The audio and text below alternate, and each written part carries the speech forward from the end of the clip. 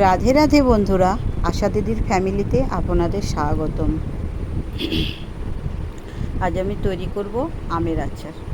তো আমের আচার তৈরি করতে যা লাগে সেসব উপকরণ আমি জোগাড় করেছি। তো প্রথমে কাঁচা আম গাছ থেকে পেড়ে এনেছি। এখানে আমার হাজব্যান্ডকে বললাম আমগুলো কেটে দাও। তো আজ আমার হাজব্যান্ড বসে বসে সেই আমগুলো কাটছে। আমি কাটতে পারবো, কিন্তু খুব শক্ত। তো ছেলে মানুষ, তাদের একটু শক্তি বেশি। আমের ভেতরে আঠিটা শক্ত হয়ে গেছে, যার কারণে আমার হাজব্যান্ডকে বললাম আমার আমগুলো কেটে দাও। ঠিক আছে, আমার হাজব্যান্ড আমগুলো কেটে দিচ্ছে। তারপর সেগুলো জলে ভিজিয়ে কিছুক্ষণ রাখার পর ছেঁকে নিয়ে লবণ হলুদ দিয়ে কিছুক্ষণ মেখে রেখে দিলাম।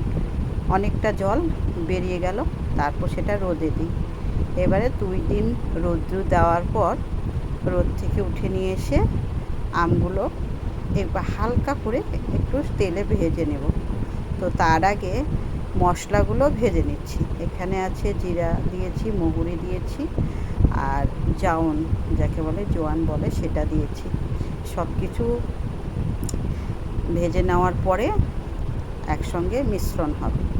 তো আগে সেগুলো এক এক করে আমি ভাজে নিচ্ছি। মেথি, এই সমস্ত উপকরণ আছে, ভাজে নিলাম। নেওয়ার পর সেগুলো মিক্সড করে আবার সেটা তেলে কাচের বয়মে রেখে তেল দিয়ে রেখে দিতে হয়।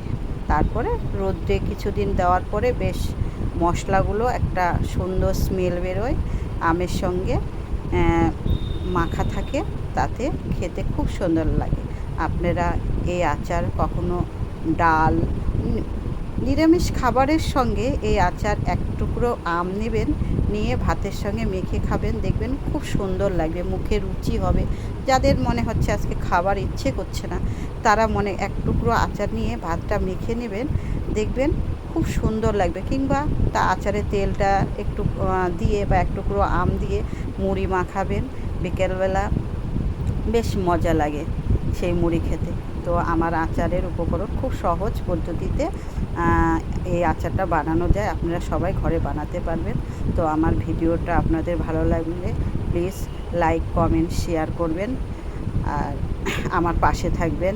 রাধে রাধে।